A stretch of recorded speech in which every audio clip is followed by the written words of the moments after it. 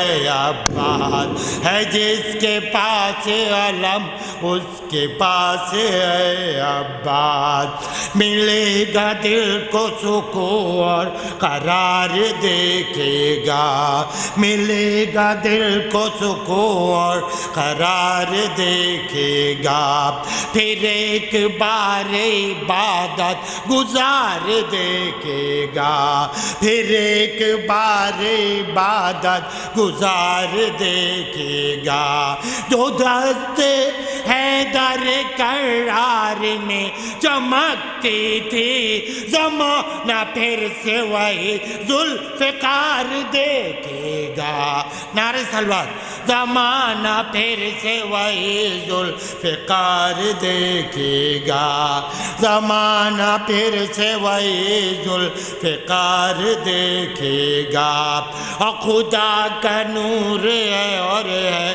بہار پردے میں خدا کا نور ہے اور ہے بہار پردے میں چھپا کے رکھا ہے شاہکار پردے میں چھپا کے رکھا ہے شاہکار پردے میں حسینیت کا پکڑ انتقام لینے کو خدا نے رکھی ہے ایک ذوالفقار پردے میں نعرہ صلوات خدا نے رکھی ہے ایک ذوالفقار پردے میں خدا نے رکھی ہے ایک ذوالفقار پردے میں نعرہ صلوات محمد وآل محمد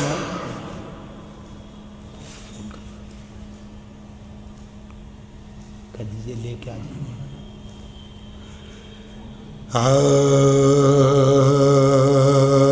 سلام کے چند اشعار پیش کر رہا ہوں مطلب سماعت فرمائیں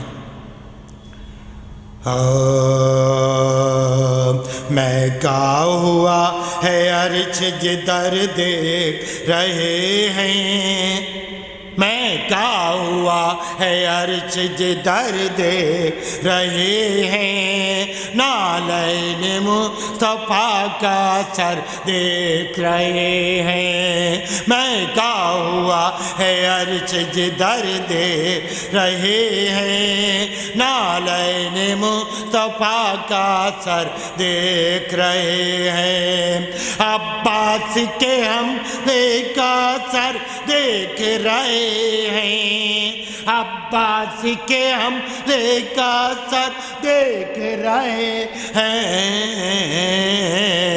سیمی ہوئی آدھا کی نظر دیکھ رہے ہیں سیمی ہوئی آدھا کی نظر دیکھ رہے ہیں نالین مصطفیٰ کا سر دیکھ رہے ہیں میں کا ہوا ہے عرش جدھر دیکھ رہے ہیں نالین مصطفیٰ کا سر دیکھ رہے ہیں اکبر کو جلا لایا ہے بس روک لو شبیر اکبر کو جلا لایا ہے بس روک لو شبیر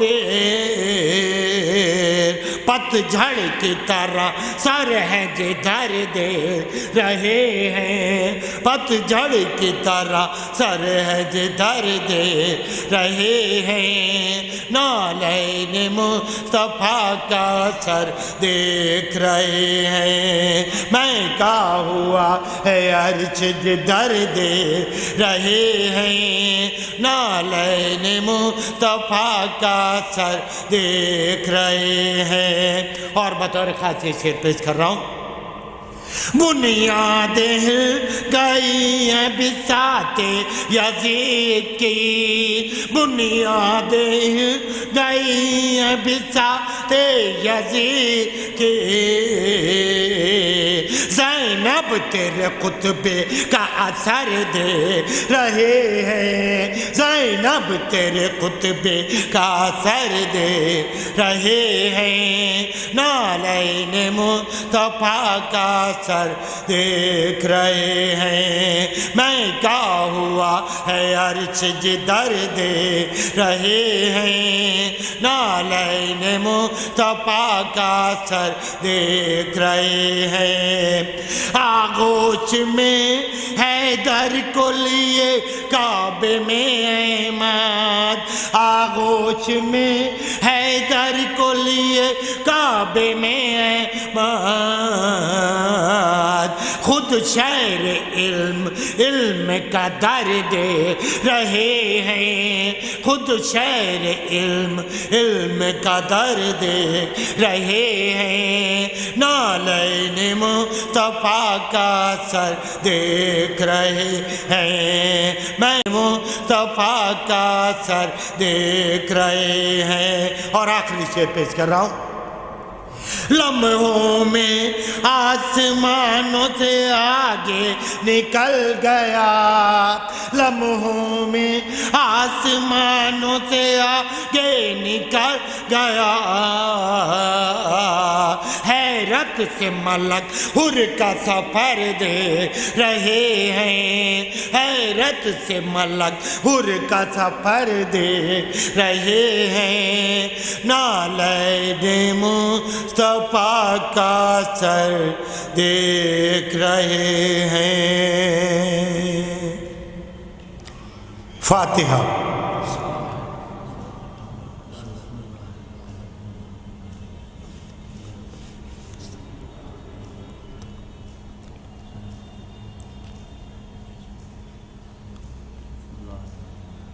صلی اللہ علیہ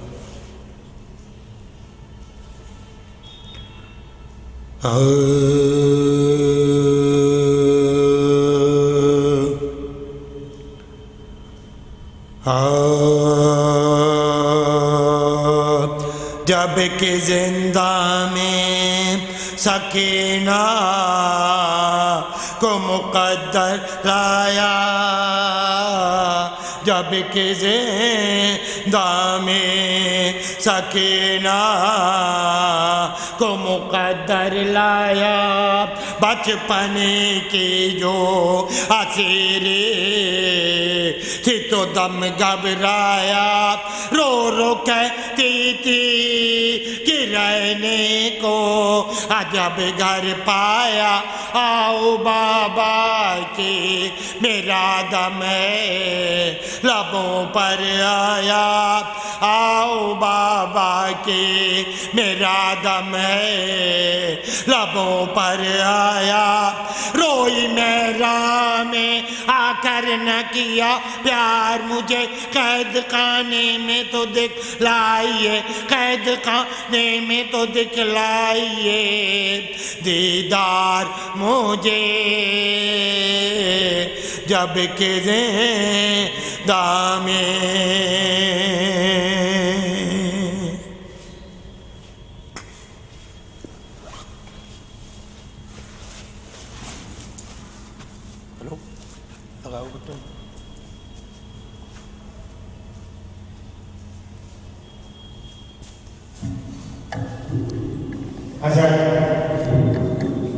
مجلس کا آغاز ہو چکا ہے، لہذا آپ سبھی سے بڑھتے گزارش کی جائے کہ جلد سے جلد فرش پر تشریف لے آئیں، مولانا موصوف بھی تشریف لا چکے ہیں، آئیے جلد اشار ان کی آمد کے لیے سماعت فرمائیں کہ عباس مرتضیٰ کی تمنا کا آئینہ، عباس مرتضیٰ کی تمنا کا آئینہ، اور بے وقت جس میں گوہر پیام ہے یہاں، جس پر خدائے جان سے کہو کی کہکشاں، اور نہ جائے جن پہ آج بھی شبیر کی زبان، اور بے جاتا ہے جس کو حضور جہان نے تیری وفا کی شان سنائی قرآن نے، تیری وفا کی شان سنائی قرآن نے،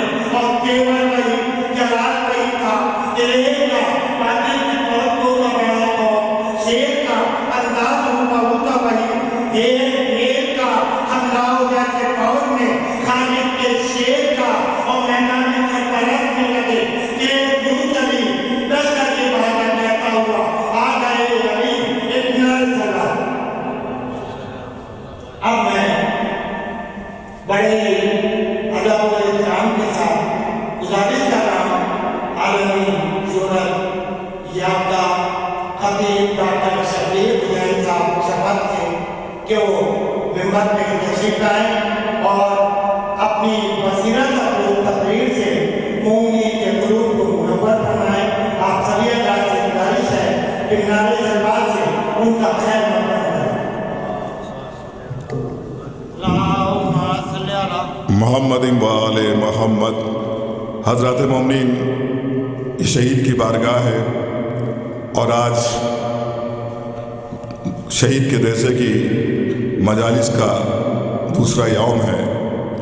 الحمدللہ کافی مومنین تمام دیگر صوبوں سے بھی یہاں پر تشریف لائے ہوئے ہیں۔ جو بھی مومنین ابھی تک اپنے روم میں ہیں ان سے گزارش ہے کہ فرش عزا بچ چکا ہے اور اس وقت کی دوسرے دن کی پہلے مجلس کو سلطان الذاکرین عالی جناب مولانا ڈاکٹر مرزا شفیق حسین شفق صاحب قبلہ مجلس کو خطاب فرمانے جا رہے ہیں۔ جو مومنین باہر ہیں یا روم میں ہیں ان سے گزارش کی جاتی ہے کہ شہید کی بارگاہ میں تشریف لے آئیں کیونکہ یہ وہ ایام ہیں جس میں شہید کی شہادت واقع ہوئی تھی۔ اسی کی یاد منانے کے لیے ایشیا سینٹرل وقف بورڈ کی جانب سے 2 روزہ مجالس کا انعقاد کیا گیا ہے۔ کل دن بھر الحمدللہ یہاں پر مجالس اور ماتم کا سلسلہ پیش کر کے شہید کی بارگاہ میں خراج عقیدت پیش کیا گیا۔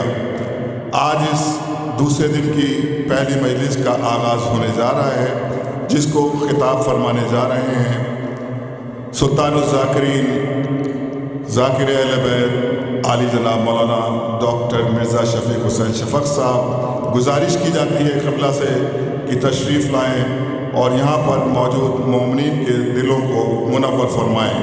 بر محمد و آل محمد صلوات، اللہم صلی علی محمد و آل محمد۔ آپ نے تھوڑا آگے آئیے بیٹے آگے آ جائیں۔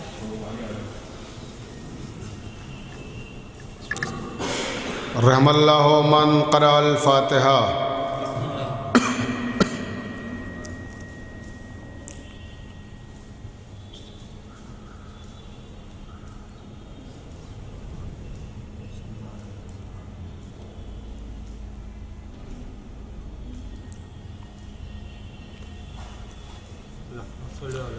اعوذ باللہ من الشیطان اللعین الرجیم، بسم اللہ الرحمن الرحیم، الحمد للہ رب العالمین والعاقبۃ للمتقین والجنۃ للمطیعین والنار للملحدین، والصلاة والسلام علی مولانا مولا الثقلین ابی القاسم محمد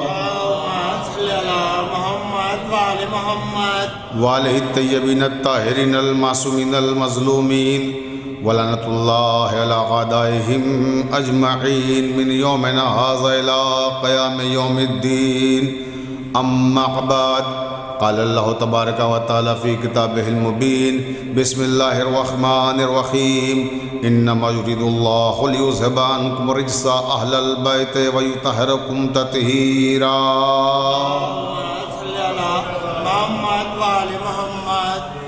واجب الاحترام سامعین کرام، محبان اہل بیت علیہم السلام، میں نے جس آیہ مبارکہ کو سرنامہ سخن قرار دیا ہے وہ قرآن مجید کے 33ویں سورہ احزاب کی 33ویں آیت ہے، جس میں پروردگار عالم ارشاد فرما رہا ہے کہ محمد مصطفیٰ صلی اللہ علیہ وسلم کے اہل بیت،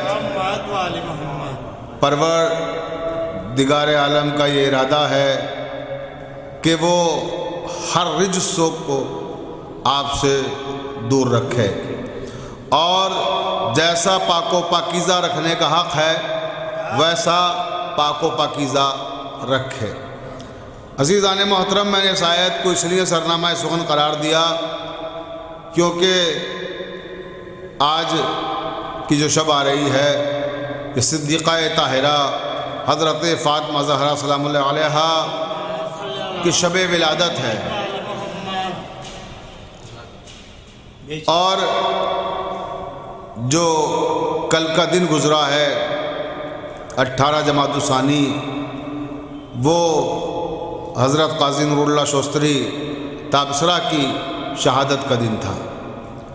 تو یہ 2 روزہ مجالس جو شیعہ وقف بورڈ کی جانب سے منعقد کی جا رہی ہیں، اور اس میں ہندوستان کے نامور علماء و خطبہ نے ان مجالس کو خطاب کیا، اور یہ سلسلہ آج بھی جاری رہے گا، اور میں یہ مجلس خطاب کر کے بھی چلا جاؤں گا کیونکہ مجھے رات میں نوگامہ سادات میں مدرسہ جامعۃ المنتظر میں جشن بطول کو خطاب کرنا ہے، تو رات تک میں رک نہیں سکوں گا۔ میں معذرت چاہتا ہوں مومنین سے بھی اور علماء اور فاضل حضرات سے بھی کہ مجھے یہاں رہنا چاہیے تھا میزبان کی حیثیت سے، لیکن میں وعدہ لے چکا تھا، وہاں پر مجبوری ہے تو مجھے جانا پڑے گا، اس لیے اور میں چلا جاؤں گا۔ لیکن ہمارے حجت الاسلام والمسلمین مولانا شاہد حسین برگرامی صاحب قبلہ امام جمعہ آگرہ یہ موجود ہیں آپ کی میزبانی کے لیے، اور علماء کی اور شعراء کرام کی میزبانی کے لیے انشاءاللہ، اور جو ہماری کمیٹی کے یہاں کے ذمہ داران ہیں، ہمارے منیجر ہیں سید علی عباس رضوی سلمہ، اور میڈیا انچارج ہیں ظفر عباس شانو بھائی ہمارے، تو یہ لوگ ہیں اور دیگر ذمہ داران یہاں موجود رہیں گے، اور انشاءاللہ رات کو جشن عصمت بھی ہوگا۔ جناب فاطمہ زہرا سلام اللہ علیہ کے حوالے سے شہید کی بارگاہ میں محفل بھی منعقد کی گئی ہے، لیکن میں نے کیونکہ میں رات میں نہیں رہوں گا تو مناسب سمجھا کہ آج اس وقت جناب فاطمہ زہرا کے حوالے ہی سے گفتگو کی جائے، اور موضوع بھی ہے، محل بھی ہے، موقع بھی ہے، اور دستور بھی ہے۔ جس آیت کو میں نے سرنامہ سخن قرار دیا ہے اس آیت کا مرکزی کردار ہیں جناب فاطمہ زہرا سلام اللہ علیہا۔ یوں تو یہ آیت اہل بیت علیہ السلام کی طہارت کی گواہی دے رہی ہے، لیکن اس آیت کا مرکزی کردار جناب فاطمہ زہرا ہے۔ یہ آیت نازل ہوئی تو جناب فاطمہ زہرا کے گھر میں نازل ہوئی۔ یہ آیت نازل ہوئی تو اس وقت نازل ہوئی کہ جب آغاز گفتگو پیغمبر اسلام نے جناب فاطمہ سے کیا، اور وہ سارا سلسلہ حدیث قصہ کی شکل میں دہرایا جاتا ہے، اور آج شب جمعہ بھی ہے، ابھی حدیث قصہ بھی ہوئی، آپ نے یہ آیت بھی سنی اور پورا واقعہ بھی سنا اس آیت کے نزول کا۔ لیکن یہاں پر 2-3 اہم باتوں کی طرف میں آپ کی توجہات کو مبذول کرانا چاہتا ہوں، کیونکہ زیادہ وقت بھی نہیں ہے، نماز کا بھی وقت قریب آ رہا ہے، اور نماز کے وقت سے پہلے مجھے مجلس کو تمام بھی کرنا ہے۔ اس میں جو پہلا لفظ انما، یہ علماء کرام افاضل حضرات شعراء کرام یہاں موجود ہیں، یہ دراصل کلمہ حصر ہے۔ عربی گرامر کے اعتبار سے جو کلمہ حصر ہوتا ہے اس کی تعریف یہ ہے کہ وہ کسی شے کو محصور کر دیتا ہے، ایک شے کو دوسری شے میں محصور کر دیتا ہے۔ تخصیص الشے بالشے، ایک شے کو دوسری شے سے مختص کر دیتا ہے۔ اب اس آیت میں کون سی شے ہے جسے مختص کیا گیا ہے، اور کون سی شخصیت ہے جس سے مختص کیا گیا ہے؟ توجہ چاہتا ہوں۔ مثلا انما المومنون اخوہ، اللہ نے کہا نا کہ مومن مومن کا بھائی ہے، تو اب کیا ہے، مومن کو مومن سے مختص کیا گیا، تو یہ ایک سلسلہ ہے کلمہ حصر کا کہ یہ جہاں پر بھی آئے گا تو وہ کسی شے کو مختص کر دے گا۔ تو اس آیت میں دراصل اہل بیت سے اللہ نے طہارت کو مختص کیا ہے۔ توجہ چاہتا ہوں، اہل بیت سے طہارت کو مختص کیا۔ طہارت کو مختص کرنے کا مطلب کیا ہے؟ یعنی جہاں اہل بیت ہوں گے وہاں طہارت ہوگی، جہاں طہارت ہوگی وہاں اہل بیت ہوں گے۔ صلوات پڑھ دیں محمد و آل محمد پر۔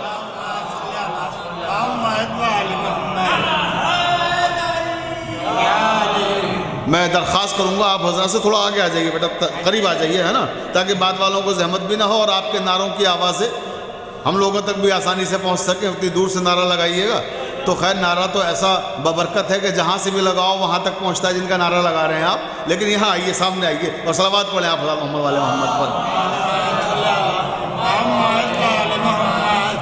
تو عزیزان محترم، میں عرض کر رہا تھا کہ اہل بیت اور طہارت دونوں ایک دوسرے کے لیے لازم و ملزوم ہیں، اور اب یہ نہیں ہے کہ جب آیت تطہیر نازل ہوئی تو اہل بیت کی طہارت گویا اس وقت سے ظاہر ہوئی۔ یہ ہو سکتا ہے کسی کے ذہن میں سوال آئے کہ کیا جب تک آیت تطہیر نازل نہیں ہوئی تھی تو کیا اہل بیت سے رجس دور نہیں تھا؟ کیا اہل بیت آیت تطہیر کے نزول سے پہلے طیب و طاہر نہیں تھے؟ تو عزیزان محترم، ایسا نہیں ہے کہ آیت کے بعد طیب و طاہر ہوئے ہوں، ایسا نہیں ہے کہ آیت کے نزول کے بعد رجس دور ہوا ہو۔ یہ آیت نہیں آئی تھی تب بھی طیب و طاہر تھے، آیت آئی تب بھی طیب و طاہر ہیں۔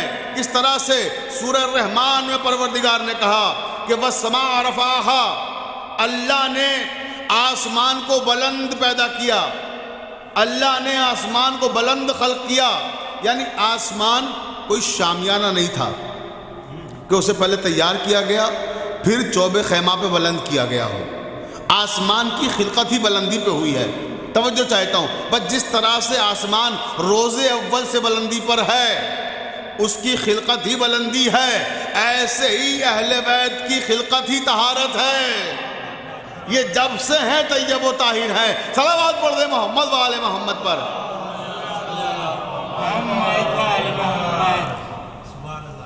تو یہ جو سلسلہ طہارت ہے یہ ویسے ہی ہے جیسے سلسلہ خلقت آسمان، کہ جب وہ پیدا ہوا، تخلیق کی گئی آسمان کی، جب وہ وجود میں آیا تو بلندی پر تھا، ایسے ہی اہل بیت ہیں کہ جب یہ وجود میں آئے تو طاہر تھے، پاکیزہ تھے۔ اب عزیزان محترم کہا کہ رزق کو دور رکھیں گے، اللہ نے کہا تو رزق کیا ہے؟ نجاست ظاہری جو ہم اور آپ تصور کرتے ہیں، یہاں یہ اس رزق کی بات نہیں ہو رہی ہے، یہ عرض کر دوں۔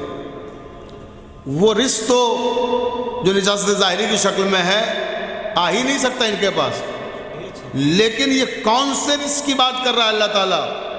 علماء کرام نے لکھا کہ دراصل وہ جو رزق ہے وہ 3 نجاستیں ہیں جن کی طرف اللہ تعالیٰ نے اشارہ کیا ہے۔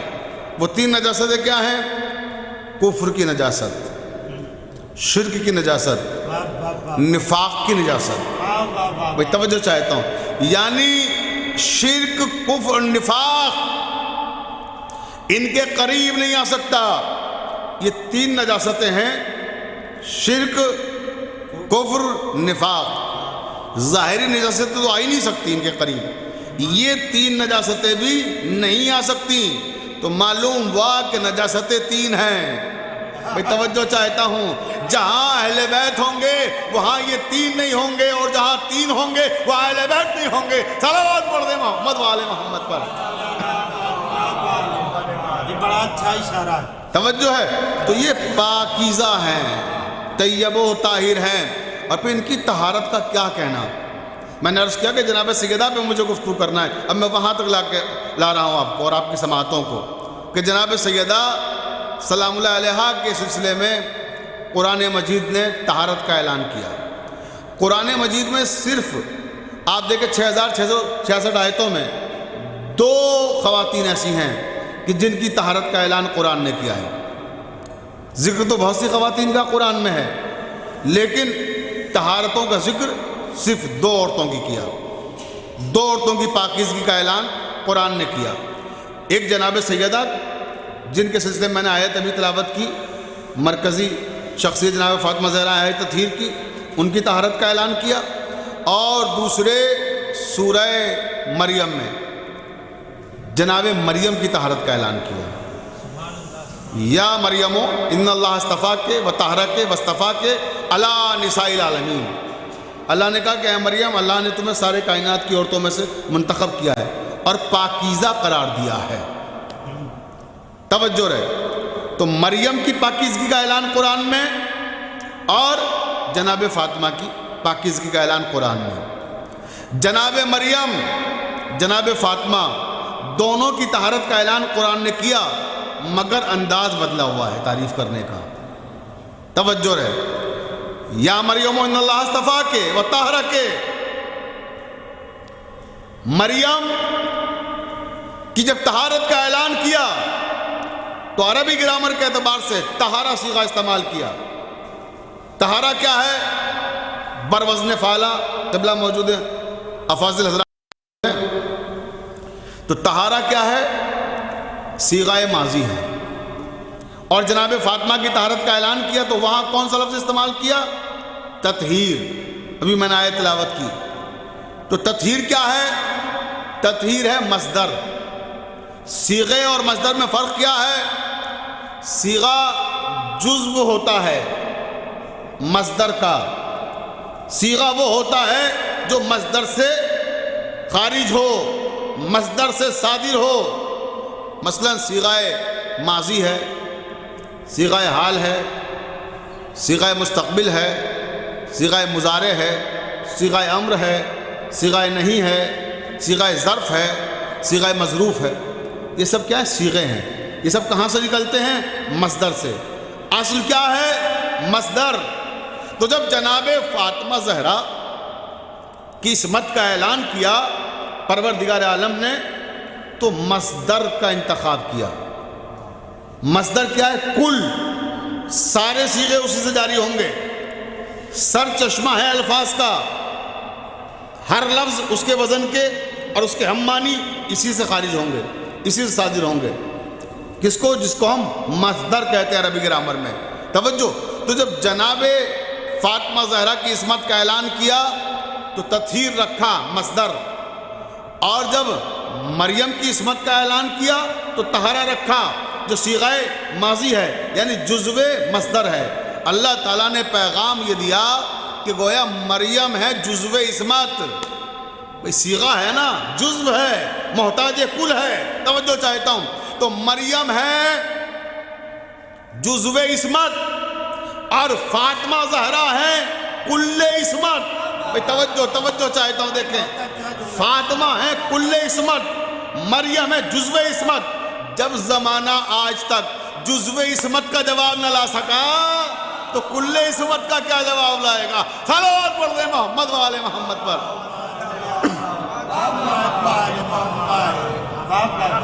تو کل عصمت شہزادیہ عالمیان کا یہ زمانہ کیا جواب لائے گا؟ اور پھر وہ شہزادی فاطمہ زہرا سلام اللہ علیہا، ان کی عظمتیں، ان کی رفتیں، ان کی ارزشیں، ان کی بلندیاں، ہماری حیثیت کیا ہے کہ ہم بیان کر سکیں؟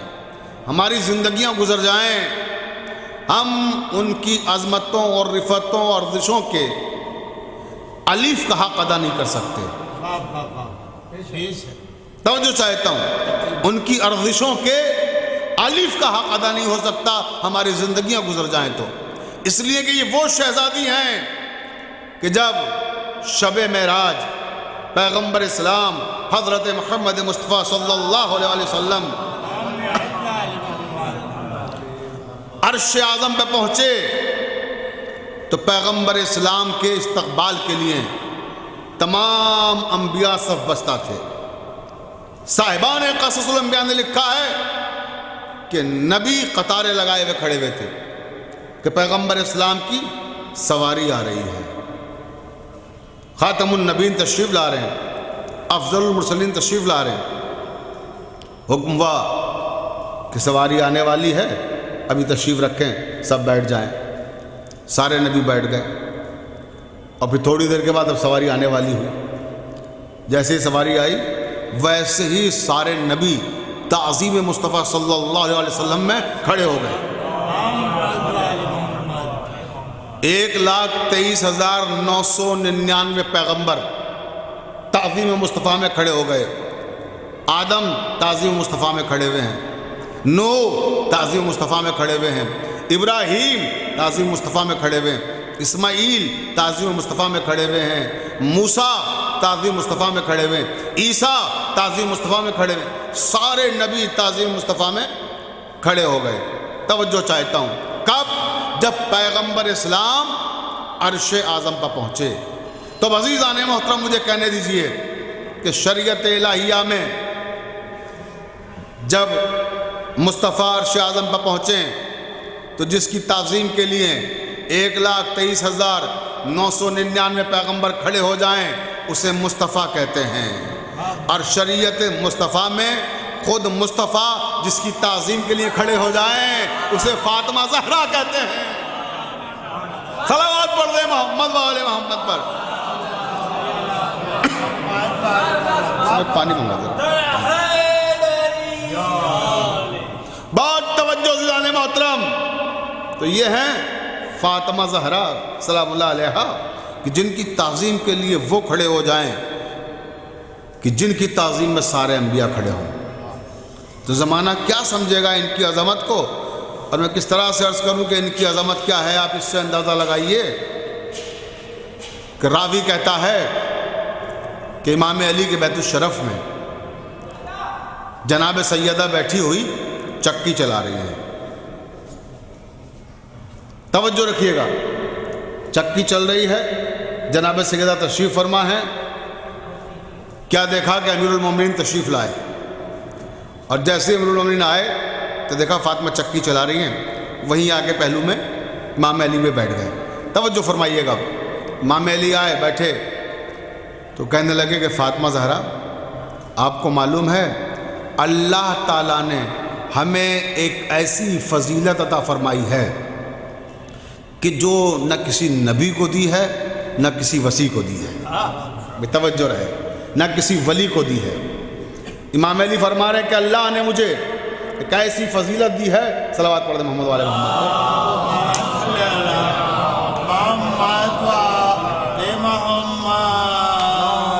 جزاک اللہ۔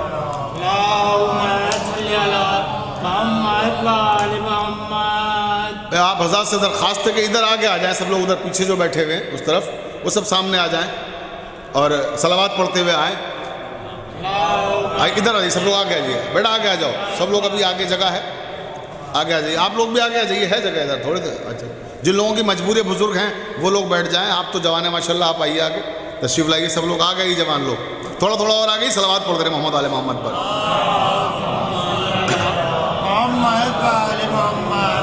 بہت توجہ زانے محترم دیکھیں آپ، میں عرض کر رہا تھا کہ امام علی نے کہا جناب فاطمہ زہرا سے کہ فاطمہ زہرا آپ کو معلوم ہے کہ اللہ تعالیٰ نے مجھے ایک ایسی فضیلت دی ہے جو نہ کسی نبی کو دی، نہ کسی ولی کو دی، نہ کسی وصی کو دی۔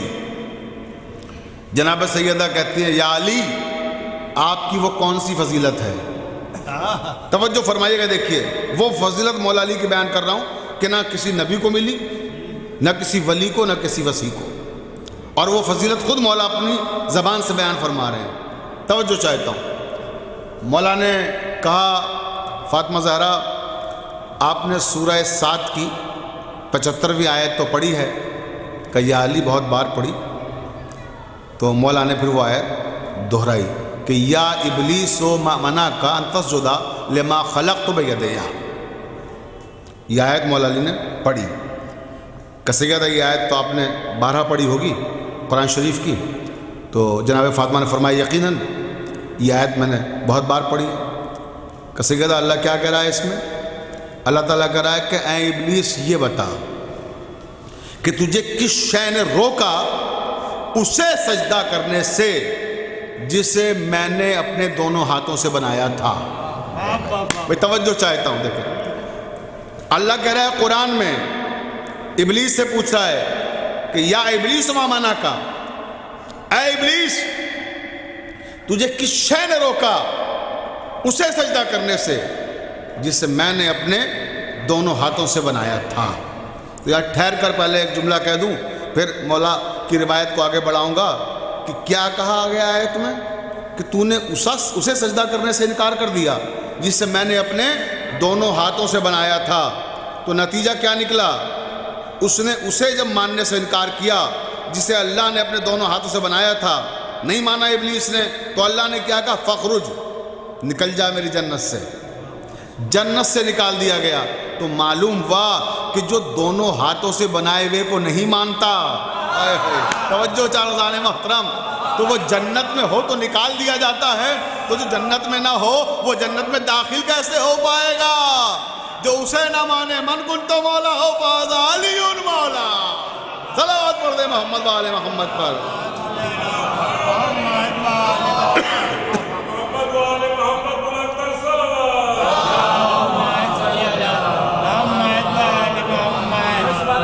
توجہ ہے نا؟ تو جو دونوں ہاتھوں سے بنائے ہوئے کو نہ مانے، جو جنت میں ہو تو نکال دیا جائے، تو جنت میں نہیں ہے وہ داخل جنت کیسے ہوگا؟ جو اسے نہ مانے جسے غدیر میں پیغمبر اسلام نے اپنے دونوں ہاتھوں سے بنایا تھا اور اعلان ولایت کیا تھا۔ اب عزیزان محترم، یہاں ٹھہر کر جب بات غدیر کی آ گئی تو 4 مصرے آپ کی شاداب سماعتوں میں نظر کرنا چاہتا ہوں کہ کوئی غدیر کا انکار کرے تو امام علی کی عظمت میں کوئی فرق نہیں آتا۔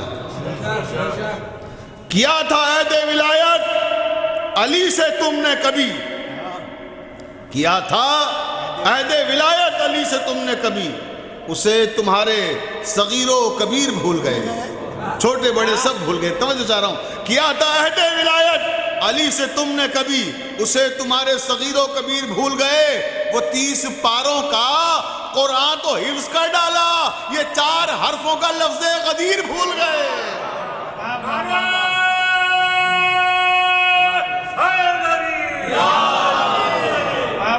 یہ 4 حرفوں کا لفظ غدیر بھول گئے۔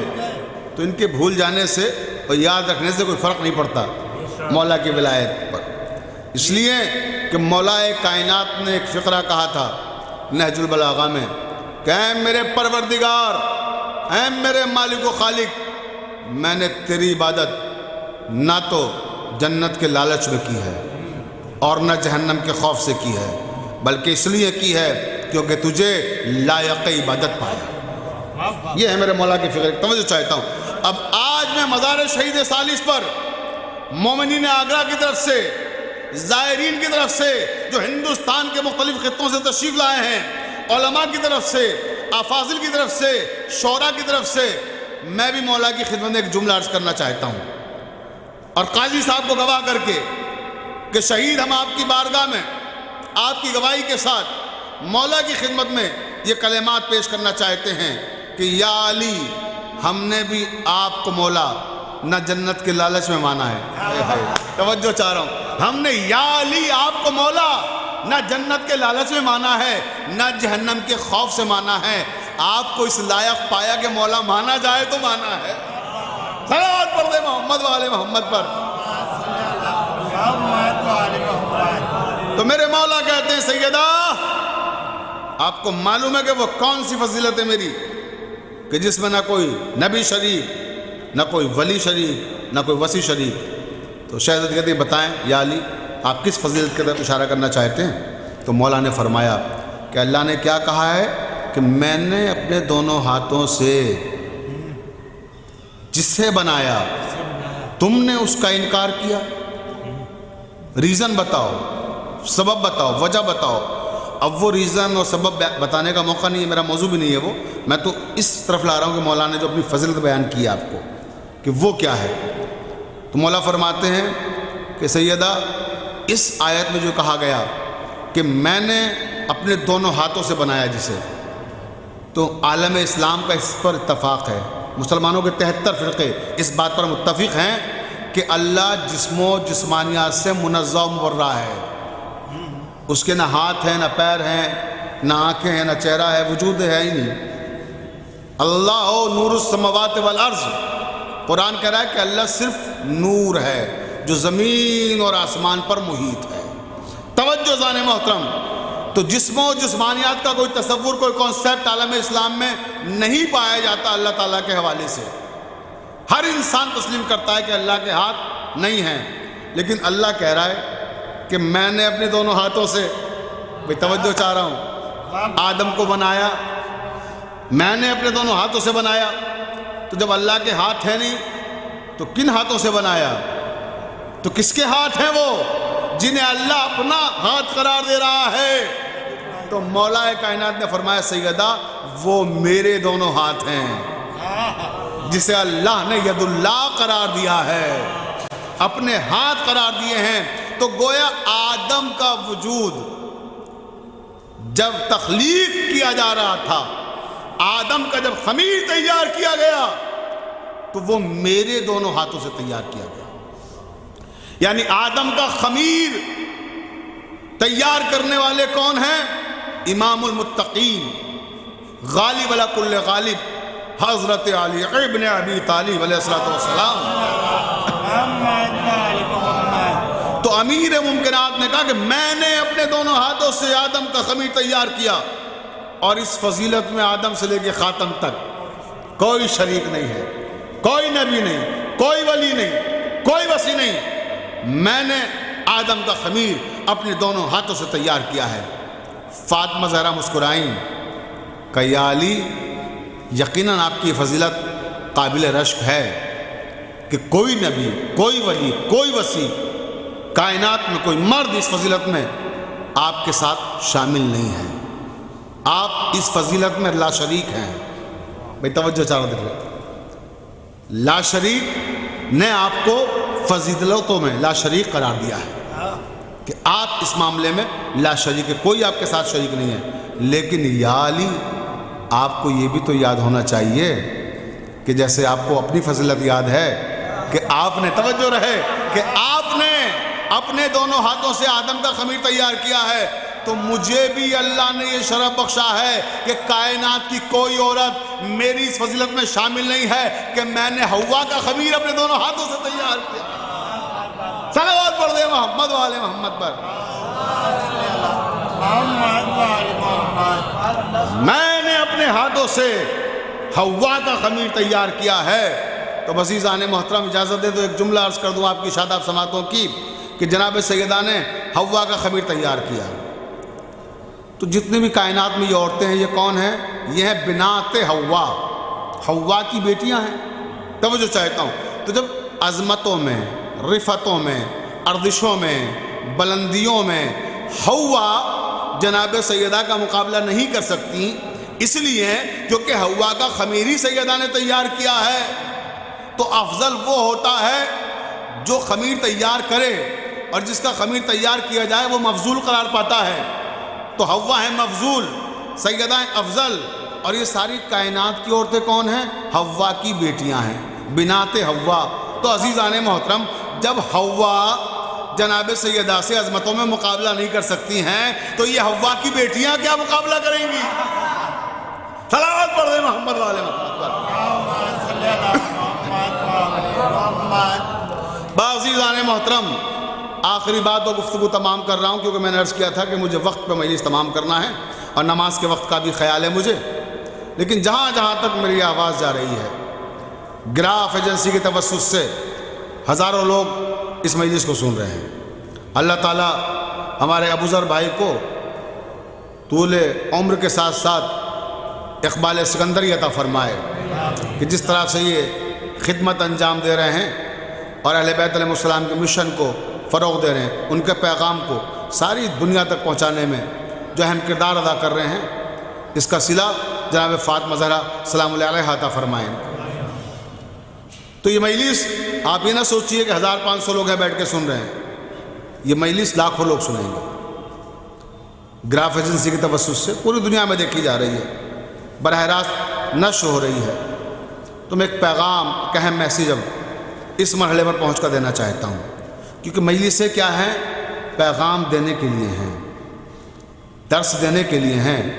ہم ہی نے گیسوئے تہذیب بھی سنوارا ہے، فراز دار پا بھی تذکرہ ہمارا ہے. ہم ہی نے علم و ادب کو حیات بخشی ہے، یہ مجلسیں نہیں تعلیم کا ادارہ ہے. تو یہ مجلسیں نہیں تعلیم کا ادارہ ہے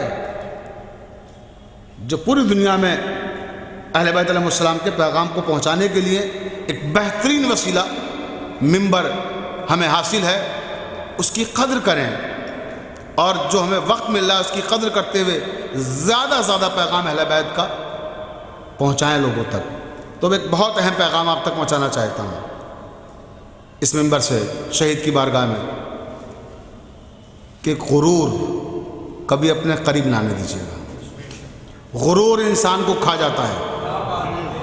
توجہ، غرور اللہ تعالیٰ کو کسی بھی شکل میں قبول نہیں ہے۔ اگر آپ نمازوں پہ غرور کریں تو اللہ کو پسند نہیں ہے۔ اگر آپ روزوں پہ غرور کریں اللہ کو پسند نہیں ہے۔ خمس اور زکوٰۃ کی رقم تقسیم کرنے کے بعد اپنی دولت پہ غرور کریں تو بھی اللہ کو پسند نہیں ہے۔ بہت توجہ فرمائیے گا۔ حتیٰ کہ پروردگار عالم کو نہ عبادتوں پہ غرور پسند ہے، نہ ریاضتوں پہ غرور پسند ہے۔ کسی بھی شکل میں غرور قابل تعریف نہیں ہے۔ ہر جگہ غرور قابل مذمت ہے۔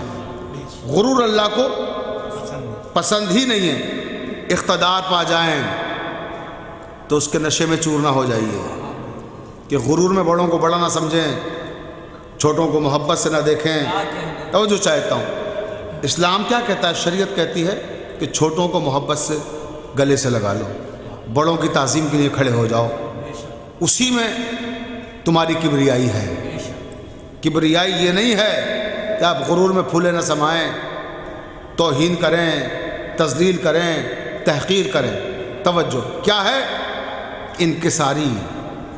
غرور بالکل پسند نہیں ہے، حتیٰ کہ اللہ کو غرور تو مولانا کا بھی پسند نہیں ہے۔ کوئی توجہ فرمائیے، قبلہ دیکھیے، میں نے عجیب فکر صرف کیا ہے کہ مولانا کا بھی غرور پسند نہیں ہے۔ مولانا کو کیا غرور ہوتا ہے؟ اہل ادب اہل سخن یہاں موجود ہے، سنیں۔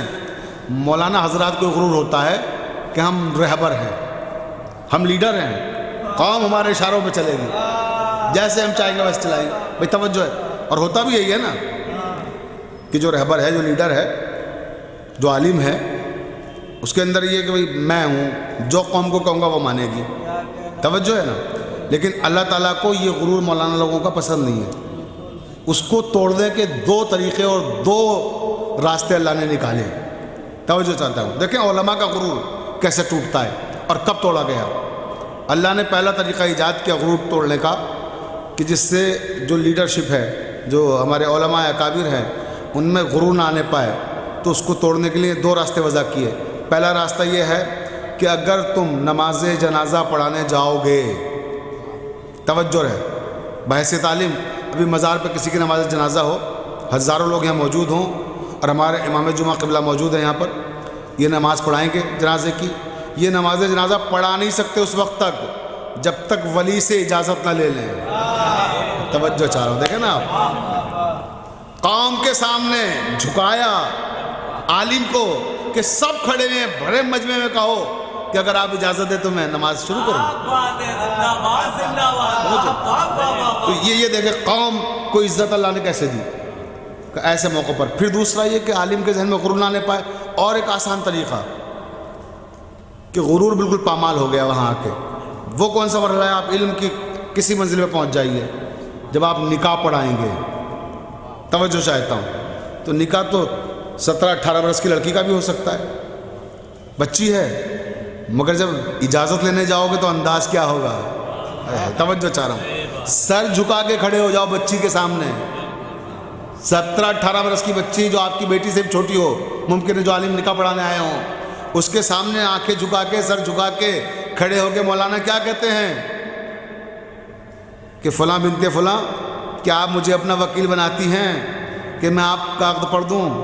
آپ مجھے اجازت دیتی ہیں؟ توجہ چاہ رہا ہوں، دیکھیں آپ کہ بچیوں کے سامنے جھکا دیا، لا کے چھوٹے چھوٹے بچوں کے سامنے جھکا دیا۔ جو دولہا ہوگا، نوشہ ہوگا، اس سے بھی ایسے اجازت لی جاتی ہے کہ آپ کی اجازت ہے، آپ مجھے وکیل بناتے ہیں؟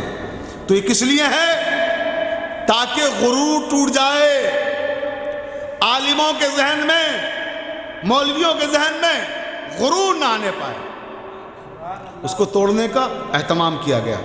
اب عزیزان محترم، مولانا کی تو بات چھوڑ دیجئے، اللہ کو نبیوں کا غرور پسند نہیں ہے۔ اللہ اکبر۔ دیکھیں، میں پوری ذمہ داری کے ساتھ یہ بات کر رہا ہوں کہ آپ علماء کی بات چھوڑیں، انبیاء ان کا غرور اللہ کو پسند نہیں ہے۔ ایک نبی کے ذہن میں ہلکا سا غرور کا شائبہ آ گیا تھا، ختم کر دیا اسی وقت۔ توجہ چاہتا ہوں، کون؟ جناب سلیمان، جن کی حکومت اتنی وسیع تھی کہ اللہ نے کسی نبی کو اتنی بڑی حکومت ہی نہیں دی۔ چرند پرند انسان جنات سب کے حاکم تھے جناب سلیمان۔ اور ایک دن اتنی بڑی حکومت پانے کے بعد، جب چھوٹی چھوٹی حکومتیں پانے کے بعد لوگ بہک جاتے ہیں، کیا بات ہے، تو اتنی بڑی حکومت جسے ملی ہو، چرند پرند ہے نہیں، انسان جنات سب کا جو حاکم ہو، کہنے لگے اپنے وزراء سے، منسٹر سے کہ آج ہم محل کے بالا خانے پر اپنی سلطنت کا جائزہ لینے جا رہے ہیں، اور خبردار کوئی بھی وہاں نہیں آئے گا جب تک میری اجازت حاصل نہ کر لے۔ میری اجازت کے بغیر کوئی محل کے بالا خانے پر آج نہیں آئے گا۔ میں اپنی حکومت کا معائنہ کرنے جا رہا ہوں، نظارہ کرنے جا رہا ہوں۔ سلیمان یہ کہہ کر محل کے بالا خانے پہنچے، جو ان کے محل پر سب سے بلندی پر کمرہ تھا، روم تھا، حجرہ تھا۔ وہاں آئے، اس کی کھڑکیاں کھولی، ابھی کھڑکیاں کھولی ہی تھیں کہ اچانک سامنے ایک نوجوان آگے کھڑا ہو گیا۔ اب آپ بتائیے، ابھی کہہ کے آئے ہوں کہ خبردار کوئی نہیں آئے گا میری پرمیشن کے بغیر، میری اجازت کے بغیر، اور ابھی آئے ہیں، ابھی کھڑکیاں کھولی رہے ہیں، کچھ کھلی ہیں کچھ ابھی بند ہیں، اور معلوم ہوا کہ اچانک نوجوان آ گیا۔ کھڑکیاں کھولتے جاتے ہیں، غصے میں کہتے ہیں کہ تمہیں کس نے اجازت دی کہ تم میری اجازت کے بغیر یہاں آئے؟ میں نے کہا تھا کہ میں اپنی حکومت کا معائنہ کرنے جا رہا ہوں، خبردار یہاں کوئی نہیں آئے گا۔ جب ہم نے کہا کوئی نہیں آئے گا تو پھر کوئی نہیں آئے گا، تم کیسے یہاں آ گئے؟ آنے والے نے مسکرا کے سلیمان کی طرف دیکھا، سلیمان مجھے یہاں آنے کے لیے تمہاری اجازت کی ضرورت نہیں ہے۔ توجہ، یہ کہا اور یہ کہہ کر روح قبض کر لی۔ ہم ملک الموت ہیں، ہمیں یہاں آنے کے لیے تمہاری پرمیشن نہیں چاہیے، تمہاری اجازت نہیں چاہیے۔ نتیجہ کیا ہوا کہ ملک الموت نے روح قبض کی اور نکل گیا، اور سلیمان عصا کے سہارے کھڑے ہوئے تھے، وہ کھڑے رہ گئے۔ روح نکل چکی ہے، لاش کھڑی ہوئی ہے لاٹھی کے سہارے۔ اب نیچے کہہ کے آئے ہیں کہ آنا مت کوئی، جب تک میں بلاؤں نا۔ تو کس کی ہمت ہے کوئی آئے ہوا؟ توجہ رہے، اب لاش کھڑی ہوئی ہے، نظام قدرت، اللہ نے دیمک کو بھیجا، دیمک عصا میں لگی، عصا کمزور پڑا، لاش گری، آواز ہوئی تو لوگ آئے اوپر کہ سلیمان تو رخصت ہو چکے ہیں۔ تو کیا تھا؟ یہ غرور کا شائبہ تھا ہلکا سا، جو سلیمان کے ذہن میں میں نہیں برداشت ہے اللہ کو، نہ مولویوں کی نہ انبیاء کی۔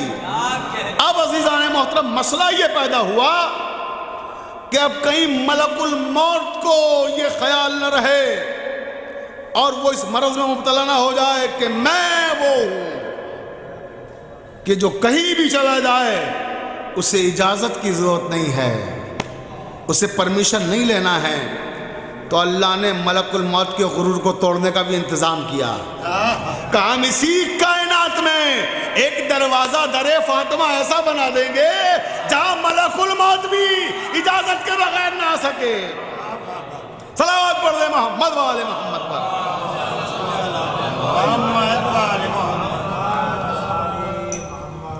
بلند ترین صلوات پڑھ دے محمد والے محمد۔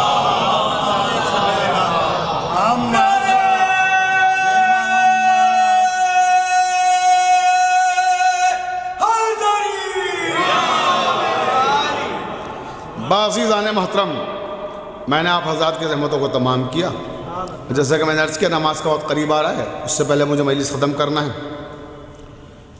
جناب سیدہ کا در وہ در تھا کہ جہاں ملک الموت کو بھی اجازت نہیں تھی کہ بغیر اجازت لیے وہ اندر داخل ہو جائے۔ تاریخ میں ہے، معتبر ترین روایتوں میں ہے کہ جب پیغمبر اسلام حضرت محمد مصطفیٰ صلی اللہ علیہ وسلم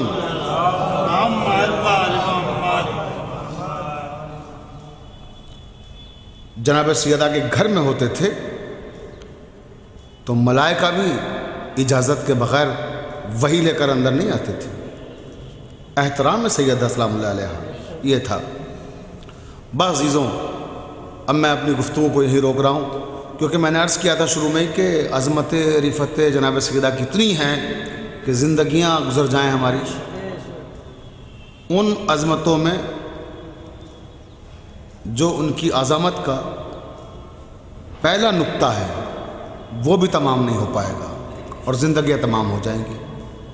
اتنی عظیم خاتون، اور کیونکہ یہ مجلس شہید کی بارگاہ میں ہو رہی ہے، اور ظاہر سی بات ہے کہ شہادت ہمارا مقدر ہے، شہادت ہمارا زیور ہے، اور یہ زیور ہمیں کس سے ملا ہے؟ ائمہ طاہرین سے۔ ہمارے اماموں کو شہید کیا گیا، 12 میں سے 11 منظر عام پہ آئے، 11 کو شہید کیا گیا، 12واں آیا نہیں ابھی۔ لیکن شہادت ہماری میراث ہے۔ ہمارے جسم پا زخموں کے پھول کیوں نہ کھلیں، ہمارے جسم پا زخموں کے پھول کیوں نہ کھلیں، کہ یہ بنا ہی ہوا خاک کربلا کا ہے، کہ یہ بنا ہی ہوا خاک کربلا کا ہے، جس شہید کی بارگاہ میں مجلس ہو رہی ہے۔ آپ کے علم میں ہے، اور مومنین آگرہ بہت اچھی طرح سے اس سے واقف ہیں کہ شہید کو کس بے دردی کے ساتھ شہید کیا گیا تھا۔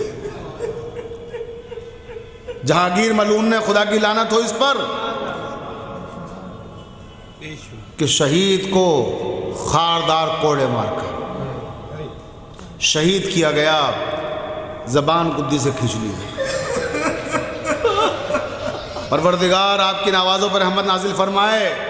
ہمارا ایک سلسلہ ہے شہادتوں کا، بس ایک واقعہ پڑھ کے آج میں تمام کر رہا ہوں شہید کی بارگاہ میں، کہ شہادتیں ہمیں کس کس طرح سے ملتی ہیں، کتنے ظلم ہمارے اوپر کیے جاتے ہیں۔ متوکل عباسی ایک بادشاہ گزرا ہے، ملعون عباسی خلفاء کا جو سلسلہ ہے اس میں ایک بادشاہ ہے متوکل عباسی۔ اس ملعون نے 4 بار امام حسین کے روزے کو منہدم کیا ہے کہ ختم کر دیا جائے، نام و نشان مٹا دیا جائے۔ اس نے کوششیں کی، لیکن اللہ تعالی کا وعدہ ہے اہل بیت کے ساتھ کہ وہ ان کے ذکر کو ہمیشہ زندہ رکھے گا۔ کیوں؟ کیونکہ اہل بیت نے اس کے ذکر کو زندہ رکھا ہے۔ تو چاہا کہ نشان قبر مٹا دے، لیکن پانی جب وہاں تک پہنچتا تھا، جو دریا کا پانی چھوڑا جاتا تھا قبر کے نشان کو مٹانے کے لیے، تو قبر کے پاس پہنچ کر طواف کرنے لگتا تھا۔ اتنے حصے کو پانی نقصان نہیں پہنچاتا تھا جہاں امام حسین کی قبر ہے، اور جب اسے ختم کرنا چاہتے تھے، منہدم کرنا چاہتے تھے، تو گنبد کو منہدم کر دیتے تھے، عمارت کو منہدم کر دیتے تھے، اور جب قبر کو منہدم کرنا چاہتے تھے تو جو ملعون آگے بڑھتا تھا وہی فنا ہو جاتا تھا، امام کی قبر کو نقصان نہ پہنچا سکے۔ تو اس ملعون نے، تاریخ کہتی ہے کہ اپنے دربار میں اپنے وزیروں کو بلایا، اور بلانے کے بعد کہا کہ مجھے یہ بات نہیں برداشت ہوتی کہ ہر سال امام حسین کے زائرین بڑی تعداد میں کربلا جاتے ہیں ان کی قبر کی زیارت کرنے کے لیے، تو قبر کو ختم کرنے کی کوششیں کر کے دیکھ لیا، تھک چکا ہوں، قبر کو نہ مٹا سکا، لہٰذا ان زائرین کو ان کی قبر پہ نہ جانے دوں گا، اور کوئی ایسا طریقہ نکالو کہ زائر کربلا تک نہ پہنچ پائیں۔ عزادارو، بس 2-3 منٹ کی زحمت مجلس تمام ہو گئی۔ دیکھیں کہ ہم نے کتنی قربانیاں دی ہیں امام حسین کی محبت پر باقی رہنے کے لیے، عشق اہل بیت میں کس کس طرح ہمیں قربان کیا گیا ہے۔ یہ ملعون اعلان کرتا ہے کہ جو امام حسین کی قبر کی زیارت کے لیے جائیں گے، اعلان کر دو کہ ان سے ٹیکس بہت زیادہ لیا جائے گا، وہ ٹیکس ادا کریں تب زیارت کے لیے جائیں۔ اس نے اتنا ٹیکس رکھ دیا کہ جو عام آدمی دے ہی نہ پائے، بڑے بڑے امیر لوگ نہ دے پائیں، اتنا ٹیکس رکھ دیا۔ اور اعلان کرایا کہ جسے امام حسین کی قبر کی زیارت کے لیے جانا ہے وہ کل آئے محل کے سامنے میدان میں اور اپنا نام لکھائے، ٹیکس ادا کرے اور زیارت کے لیے جائے۔ اس نے وزیروں سے مشورہ کیا کہ اتنا ٹیکس کون ادا کر پائے گا؟ امیر کوئی نہیں ہے جو اتنا ٹیکس ادا کر پائے شہر میں۔ اعلان ہو گیا۔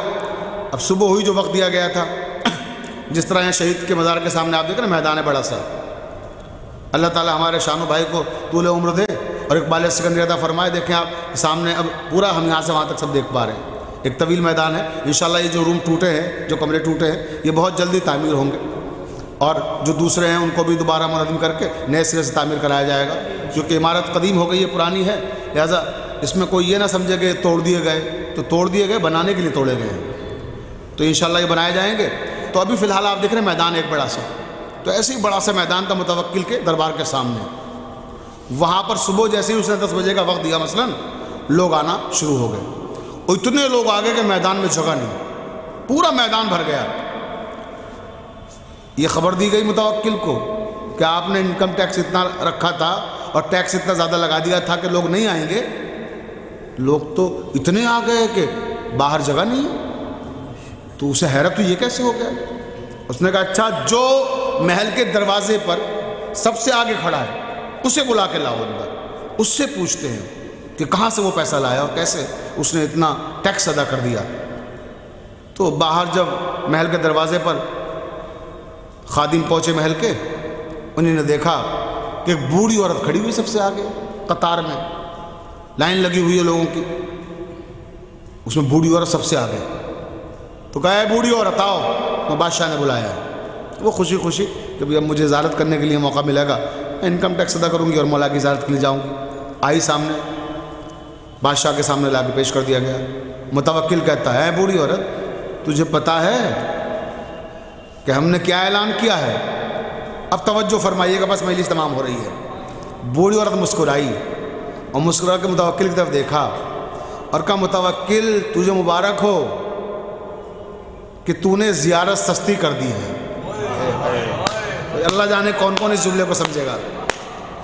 بوڑھی عورت، شہر کی سب سے غریب عورت آئی آگے اور کہتی ہے کہ اے متوکل تجھے مبارک ہو کہ تو نے زیارت سستی کر دی۔ یہ کہہ کر اس نے دوپٹے کو، اپنے آنچل کو اٹھایا اور اس میں گارڈ بندی ہوئی تھی، اس کو کھولا اور کھول کے وہ دینار جو اس نے انکم ٹیکس میں رکھے تھے، جتنی رقم طے کی تھی، وہ اچھال دیے تخت کی طرف کہ یہ لے اپنا ٹیکس اور میں حسین ابن علی کی زیارت کے لیے جاؤں گی۔ متوکل حیرت زدہ اپنے وزیروں کی طرف غصے سے دیکھا کہ شہر کی سب سے غریب عورت نے جب یہ ٹیکس ادا کر دیا تو ہر آدمی کر دے گا۔ تو کہا اس عورت کو باہر نکالو محل سے۔ اس عورت کو باہر نکال دیا گیا۔ اب سنیے، بس مجلس تمام ہو گئی۔ متوکل ملعون کہتا ہے کہ کچھ ایسا بتاؤ جو کوئی نہ کر سکے اور کوئی زیارت کو نہ جا سکے۔ تو محل کے لوگوں نے کہا متوکل تم خاموخواہ ضد پکڑ لائے ہو، تم کچھ ایسا نہ کر پاؤ گے کہ جس سے تم امام کے ظاہروں کو روک پاؤ۔ اس نے کہا نہیں ہم کریں گے۔ کہ جاؤ اعلان کر دو باہر جو مجمع کھڑا ہوا ہے کہ کل جس سے حسین ابن علی کی زیارت کے لیے جانا ہے وہ اسی میدان میں آ جائے، اور جو زیارت کو جائے گا اس کا ایک ہاتھ کاٹا جائے گا۔ اللہ اکبر۔ جو زیارت کو جائے گا اس کا ایک ہاتھ کاٹا جائے گا، جو اپنا ہاتھ کٹا دے وہ زیارت امام حسین کے لیے جائے۔ یہ اعلان ہو گیا، سب اپنے اپنے گھروں کو واپس چلے گئے۔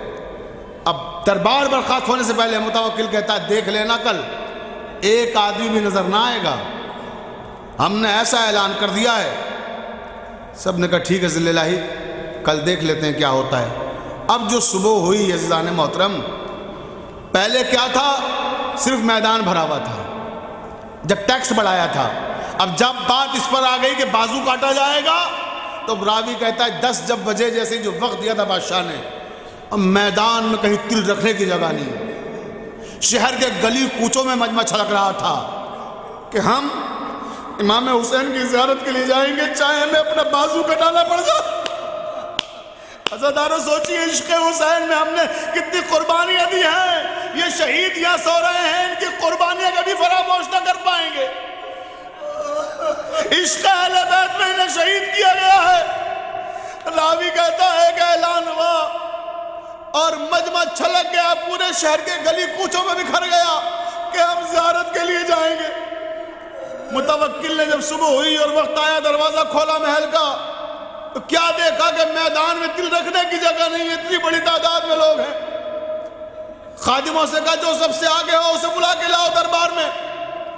اب جو دروازہ کھولا محل کا تو کیا دیکھا، سب سے آگے وہی بوڑھی عورت کھڑی ہے جو مگر آج اس کا انداز بدلا ہوا تھا، سر پہ ایک ہاتھ رکھے ہوئے کھڑی تھی۔ اس انداز میں محل کے دروازے پہ کھڑی ہے، سر پہ ہاتھ رکھا ہوا ہے۔ بادشاہ نے کہا بلاؤ۔ اب جو سامنے بلایا گیا تو کیا دیکھا کہ وہی عورت ہے جو کل آئی تھی، ہاتھ سر پر رکھا ہوا ہے، اور آنے کے بعد کہتی ہے متوکل تجھے مبارک ہو۔ متوکل غصے سے سرخ ہو جاتا ہے کہ کاہے کی مبارکباد دے رہی ہے۔ کہا متوکل تجھے مبارک ہو، تو نے میرے آقا کی زیارت مفت کر دی ہے۔ اللہ اکبر، کہ تو نے میرے مولا کی زیارت مفت کر دی ہے۔ کہا اے بوڑھی عورت، کیا تجھے معلوم بھی ہے ہم نے کیا شرط رکھی ہے؟ ہم نے کہا بازو کاٹ ڈالا جائے گا۔ تم کہہ رہی ہو کہ مفت کر دی ہے ہم نے زیارت؟ کہاں متوکل، تبھی تو ہم کہہ رہے ہیں کہ عشق اہل بیت میں بازو کٹانا ہمارے لیے ویسے ہی ہے جیسے مفت کرنے کے لیے زیارت کوئی جائے، جس سے کوئی رقم نہ لی جائے اور کہا جائے جاؤ زیارت کے لیے چلے جاؤ۔ تو متوکل غصے سرخ ہو گیا اور اس کے بعد کہتا ہے بوڑھی عورت تجھے معلوم ہے تیرا بازو کاٹ ڈالا جائے گا؟ تو بوڑھی عورت مسکراتی ہے، کہتی ہے ہاں مجھے معلوم ہے میرا بازو کاٹا جائے گا، میں تیار ہوں بازو کٹانے کے لیے۔ ایک مرتبہ متوکل دیکھتا ہے کہ سر پہ ہاتھ رکھا ہوا ہے۔ ابھی جملہ سن لیجیے، مجلس تمام ہو رہی ہے، بس 2 جملے اور مجلس تمام۔ سر پہ ہاتھ رکھا ہوا ہے تو متوکل کہتا ہے بوڑھی عورت یہ بتا کہ سر پہ کیوں ہاتھ رکھ کے آئی ہے؟ کہا متوکل تو نہ سمجھ پائے گا یہ، کہ نہیں مجھے بتاؤ کیا مسئلہ ہے یہ؟ کہا سن متوکل، جب ہم گھر سے نکلے تھے تو ہم اس نیت سے نکلے تھے کہ یہ بازو ہم امام حسین کی محبت میں کٹانے جا رہے ہیں۔ ارے جب ہم امام حسین سے کوئی شے منسوب کر دیتے ہیں تو ہم اس کا احترام کرتے ہیں۔ یہ ہاتھ حسین کا ہو گیا، ان سے منسوب کر دیا، اس لیے اب جس شے کو ہم نے امام سے منسوب کر دیا اس کا احترام لازم ہے، تو اس لیے اسے بلندی پہ رکھے ہوئے ہیں، سر پہ رکھ کے آئے ہیں۔ متوکل غصے میں جلاد کو کہتا ہے اس کا ہاتھ کاٹ دو۔ عزاداران مظلوم کربلا، ہاتھ کاٹ دیا گیا۔ جیسے ہی ضعیفہ کا ہاتھ کٹا تو مسکرا کے کہتی ہے متوکل اب اجازت ہے کہ میں اپنے امام کی زیارت کے لیے جاؤں۔ متوکل اور غصے میں سرخ ہو گیا کہ ہم نے سوچا تھا بازو کاٹ دیا جائے گا تو انکار کر دے گی کہ ہم نہ جائیں گے۔ اس کے بعد کہتا ہے اس کا دوسرا ہاتھ بھی کاٹ دو۔ روایت کے فقرے ہیں کہ بوڑھی عورت کا دوسرا ہاتھ بھی کاٹ دیا گیا۔ جیسے ہی ہاتھ کاٹا بوڑھی عورت کہتی ہے متوکل اب اجازت ہے ہم اپنے امام کی زیارت کے لیے جائیں۔ اجرکم اللہ، عزاداروں مولا کوئی غم نہ دے آپ کو سوائے غم اہل بیت کے۔ دیکھیے نا اہل بیت کے عشق میں ہم نے کس کس طرح کی مصیبتیں اٹھائی ہیں۔ دونوں بازو کاٹ دیے گئے، جب دونوں بازو کاٹ دیے گئے اور مسکرا کے کہتی ہے اب جاؤں اپنے امام کی زیارت کے لیے۔ متوکل کو اور غصہ آتا ہے، کہتا ہے اس کا پاؤں بھی کاٹ دو۔ جلاد نے پاؤں بھی کاٹ دیا۔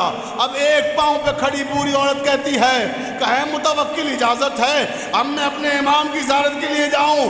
اب غصے سے پاگل ہو گیا متوکل کہ 2 ہاتھ کاٹ دیے، تب بھی جذبہ عشق میں کمی نہ آئی، پاؤں کاٹ دیا، جذبہ عشق میں کمی نہ آئی، کہتا ہے اس کا دوسرا پاؤں بھی کاٹ دو۔ جلاد نے دوسرا پاؤں بھی کاٹ دیا، بوڑھی عورت زمین پہ گر گئی۔ عزاداران مظلوم کربلا، متوکل کہتا ہے اٹھاؤ اس کے جسم کو، کٹے ہوئے جسم کو جا کے باہر میدان میں پھینک دو تاکہ زمانے کو پتہ لگ جائے جو عشق حسین میں مبتلا ہوگا، جو حسین سے محبت کرے گا اس کو کیسی سزا دی جائے گی، جو زیارت کے لیے جائے گا اس کا حشر کیا ہوگا۔ ہاتھ کاٹ دیے گئے، پاؤں کاٹ دیے گئے، بآخر جوڑا مجلس تمام ہو گئی۔ روایت کے فقرے ہیں، جلادوں نے اس بوڑھی عورت کے جسم کو اٹھایا، دروازے پر لائے اور چاہتے تھے کہ میدان کی طرف اس کو پھینکیں۔ جیسے ہی اس بوڑھی عورت کے جسم کو ہوا میں اچھالا، روایت کے فقرے ہیں، ایک گھوڑا سوار آیا، اس نے اپنے دونوں ہاتھوں کو پھیلایا اور کہا اے ظالم مومنہ، تیرا امام تیرے استقبال کے لیے آیا ہے۔ روایت کے فقرے ہیں، اس بوڑھی عورت نے تخت پہ بیٹھے ہوئے متوکل ملعون کی طرف دیکھا، کہا اے ملعون، ارے تے نے میرا کام آسان کر دیا، تیرا شکریہ، پہلے میں خود اپنے پاؤں سے چل کے امام تک جاتی، ارے اب میرا امام خود مجھے لینے کے لیے آ گیا۔ اللہم اغفر للمؤمنین والمؤمنات والمسلمین والمسلمات الاحیاء منہم والاموات دع بینہم بالخیرات انک مجیب الدعوات انک علی کل شیء قدیر۔ علیکم ورحمۃ اللہ وبرکاتہ۔ السلام علیک مولاي غریب الغرباء، السلام علیک معین الضعفاء والفقراء، السلام علیک یا شمس الشموس، السلام علیک انیس النفوس، السلام علیک شیعۃ والزوار فی یوم الجزاء، سلطان رب والعجم یا ابا الحسن علی بن موسیٰ الرضا ورحمۃ اللہ وبرکاتہ۔ السلام علیک مولانا یا صاحب العصر والزمان، علمان علمان علمان من فتنة الزمان، السلام علیک یا شریک القرآن، السلام علیک یا مظہر الایمان، عجل اللہ تعالی فرجک وسع اللہ تعالی مخرجک وظہورک ورحمۃ اللہ وبرکاتہ۔